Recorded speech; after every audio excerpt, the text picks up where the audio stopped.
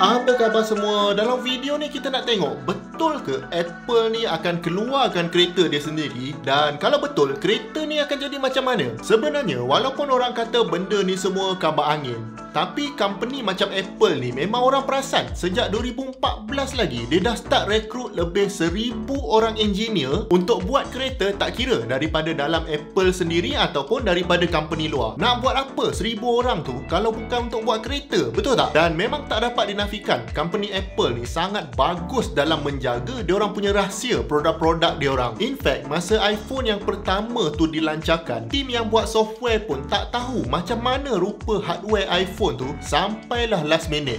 Kalau dalam organisasi pun diorang berahsia, tak susah sebenarnya nak simpan rahsia dengan kita yang dekat luar organisasi ni. Cumanya nak buat kereta ni bukan kerja mudah lah. Kalau korang nak tengok video macam mana nak buat sebuah kereta ni, boleh klik video dekat sini. Jadinya nak buat kereta ni memang memerlukan beribu-ribu komponen dan beribu-ribu orang sebenarnya baru boleh dapat produce kereta tu. Itu yang susah nak simpan rahsia sebesar yang macam ni. Kalau dari segi modal tu saya tak kisah sangat, sebab Apple ni antara company yang paling kaya di dunia. Jadi modal dia memang ada, sebab kita lah rajin beli iPhone. Tapi nak dapatkan expertise, kepakaran orang yang boleh design kereta, lepas tu kereta tu pula mestilah jauh lagi canggih dari kereta biasa. Apple kot mestilah dia nak buat lagi canggih daripada kereta macam Toyota ke, Honda ke, even BMW dengan Mercedes pun. Sebab kalau ikut pengalaman kita sebelum ni, harga produk Apple ni mesti premium punya lah.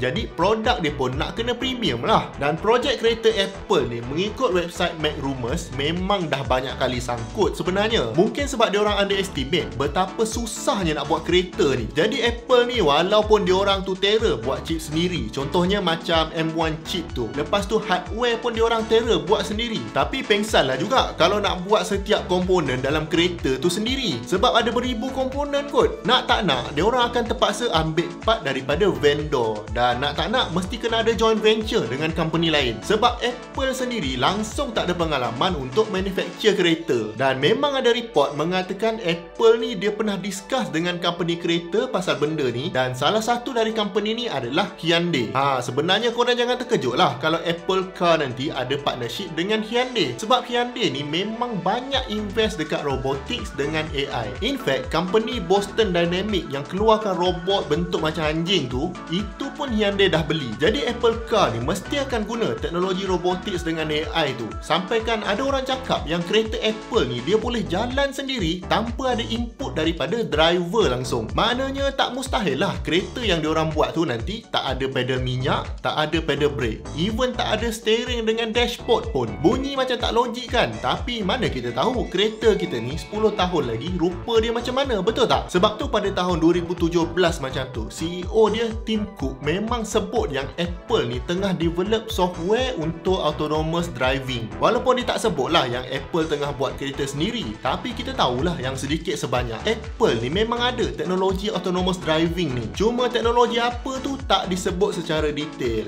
Sama ada guna kamera saja ke macam Tesla tu, ataupun guna LiDAR. Tapi kalau guna LiDAR, kos akan jadi mahal pula kan? Sebab tu Elon Musk tak suka LiDAR ni. Tapi kalau korang fikir balik, dekat iPhone 13 sekarang pun ada LiDAR, betul tak? Bagi saya tak mustahil yang diorang sebenarnya ambil teknologi LiDAR ni daripada projek Apple Car diorang. Dan sebelum ni pun LiDAR yang paling kecil pun harga tetap puluh-puluh ribu.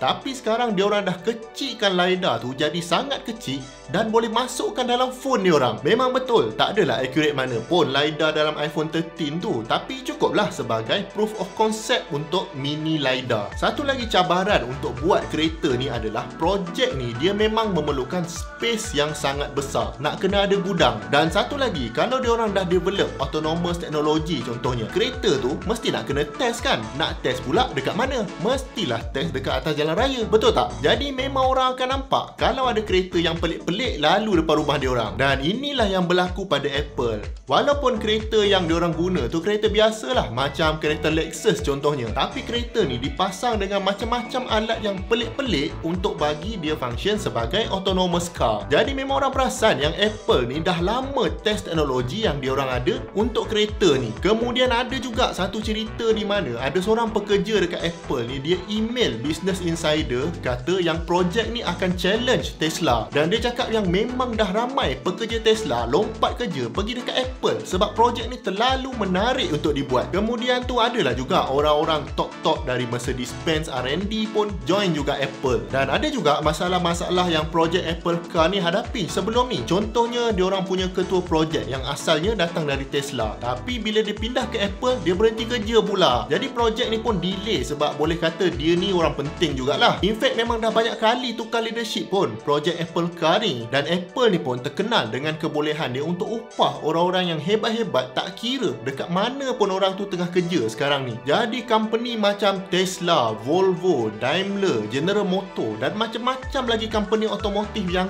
top ni memang akan jadi target lah untuk Apple approach staff diorang untuk bantu buat projek Apple Car ni. Rasanya bagi staff tu seronok lah dapat kerja dengan Apple, tapi bagi company asal dia tu sakit hati jugalah orang curi staff dia kan. Even staff Porsche pun lari pergi kerja dekat Apple. Top-top engineer juga yang diorang ambil ni. Kiranya kalau dulu Apple ni fokus dekat barang-barang consumer elektronik macam iPhone dengan MacBook, tapi sekarang ni dia punya hiring policy dah lagi meluas lagi dah. Kalau pandai dalam bidang otomotif pun dah boleh minta kerja dengan Apple. Cuma kita boleh bayangkan lah kalau Apple Car ni keluar, dia tak akan jadi kereta yang kita dah familiar macam sekarang. Sebab Apple ni dia tech company, bukannya car company. Jadi kereta dia akan sangat canggih, most likely fully electric lah. Kalau korang perasan, sekarang ni pun banyak je company EV yang baru yang claim kereta dia lah EV yang paling bagus. Lepas tu diorang akan buat satu mock-up model, lepas tu present dekat auto show, lepas tu collect duit untuk booking. Lepas tu customer yang dah booking tu tunggu 5-6 tahun, kereta tetap juga tak deliver kan. Last duit booking hilang macam tu je. Jadi nak bagi tahu orang yang kita ada kereta elektrik tu memang senang, tapi bila sampai masa nak buat kereta tu tak reti buat sebab tak cukup expertise. Even projek Apple Car ni pun walaupun diorang ada modal yang banyak dan expertise yang banyak pun belum tentu berjaya lagi. Ada orang kata tahun 2025 akan launch, ada orang lain pula kata tahun 2027 baru launch. Tapi sebenarnya ada kemungkinan juga Apple Car ni takkan launch tau. Sebab Apple ni pun dia ada perangai dia sendiri, iaitu dia takkan keluarkan teknologi yang latest and greatest awal-awal sebelum orang lain buat. Kadang-kadang telefon pun dah lama Samsung guna, barulah Apple keluarkan. Dia akan pastikan teknologi tu betul-betul proven sebelum dia launch. Tapi untuk kereta ni, kalau tunggu orang lain buat dulu, nanti hilanglah keistimewaan kereta dia kan. Tapi kalau dia tak tunggu, nanti kereta rosak pula, lagi teruk reputation dia nanti. Sebab kereta ni dia bergerak, lepas tu nak kena maintain. Sebelum ni produk-produk Apple ni dia duduk statik je, dia tak perlu nak maintain apa-apa. Kalau pecah ganti baru, betul tak? Memang susah nak repair. Takkan kereta pun nak buat macam ni kan? Pengsanlah kita kalau nak ganti kereta tu. Kalau ada orang buat Grab guna Apple Car pun best juga kan? Dapatlah merasa. Apa-apa pun, sementara tunggu Apple Car ni keluar, tekan butang subscribe tu dulu. Ada banyak lagi video-video best pasal otomotif untuk anda tengok dekat sini dengan dekat sini. Jumpa lagi di video yang akan datang. Assalamualaikum.